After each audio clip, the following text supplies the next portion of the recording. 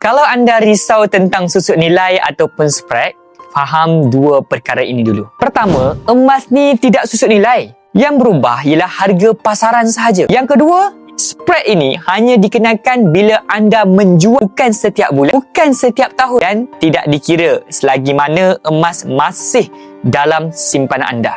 Untuk emas jenama public gold yang dijual semula kepada public gold, spread sekitar 6 hingga 9% sahaja. Contoh sebenar, alright?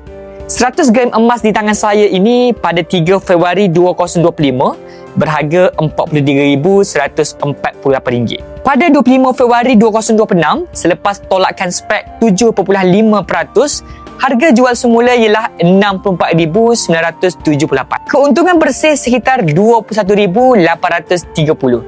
Peratus keuntungan sekitar 50.6%.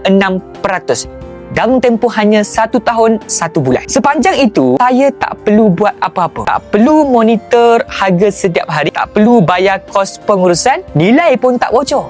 Saya cuma pastikan emas ini disimpan dengan itu sahaja. Sekarang, tanya diri sendiri. Adakah portfolio simpanan lain anda beri pulangan macam ini tanpa perlu urus aktif? Dan ingat, ini bukan janji masa depan. Tidak.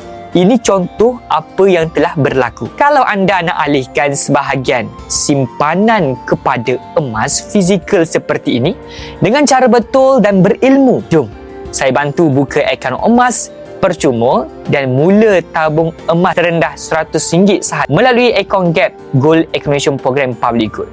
Rujuk pin video untuk 4 langkah daftar. Saya guide sampai faham. Jom kumpul emas 1 gaji.